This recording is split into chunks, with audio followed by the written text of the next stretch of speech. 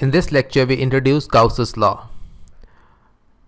Now, Gauss's law gives a simple expression for net flux. So, Gauss's law states that net flux through any closed surface surrounding a point charge Q. So, we have already drawn in the figure below, there is a closed surface which is surrounding this small point charge Q. This is given as, so net flux is given as Q over this epsilon 0, where epsilon 0 is nothing but permittivity of space. So consider there is a positive charge inside a sphere. So then you can draw a small area ds on the sphere,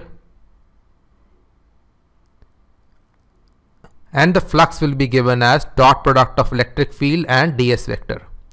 So this red arrow is the electric field and this black arrow is the ds vector, which is perpendicular to the small rectangle ds. Notice that angle between electric field and ds vector is 0. So cos theta is going to be 1. So we just write this flux as E times integral of ds. So integral of ds means the entire surface area of the sphere. So this becomes E times 4 pi r square is the flux. So direct calculation gives us flux as E times 4 pi r square. So now we plug in the value of electric field at a distance r from the point charge Q. So this is given as kq over r square. Notice r is the radius of the sphere. You do the cancellation of r square. Now you plug in the value of k. So k is given as 1 over 4 pi epsilon 0.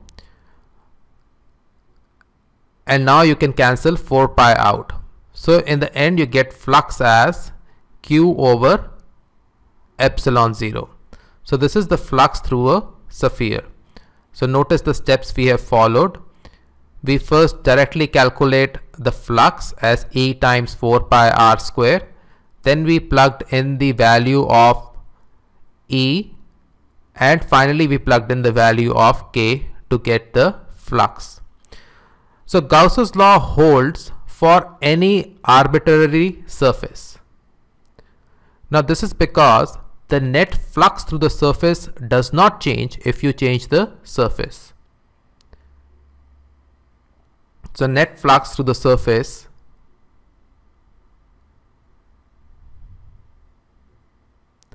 does not change or will remain the same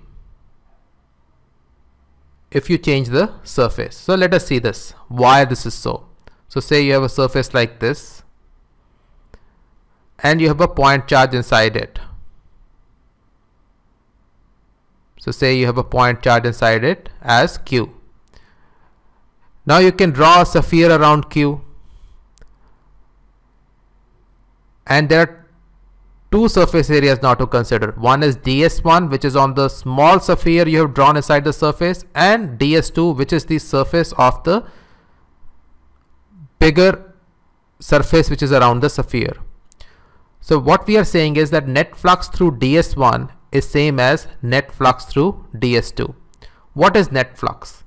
Now you can also think of net flux as number of electric field lines through the surface. So flux is nothing but number of electric field lines through the surface. So let us see this more pictorially. So the line which goes through ds1, so the line you join Q with the surface ds1, the same line will go through ds2. So the number of lines which pass from Q to ds1 are precisely those same lines which will pass through ds2. So no extra lines will pass through ds1 or ds2. So notice all these red lines represent electric flux, or you can say it represents electric field and therefore the flux.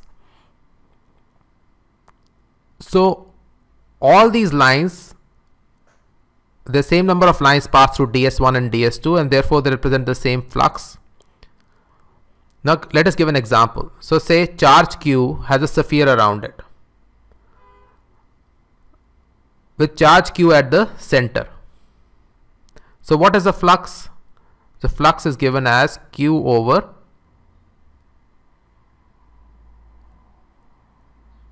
E0. Now what happens if you change the sphere to a cube?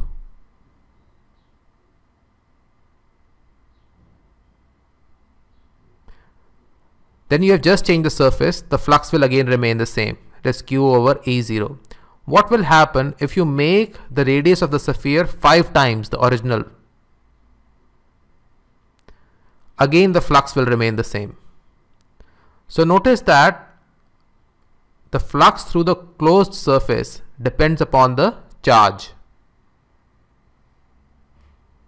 So flux depends upon the charge. So if you double the charge, the flux will double.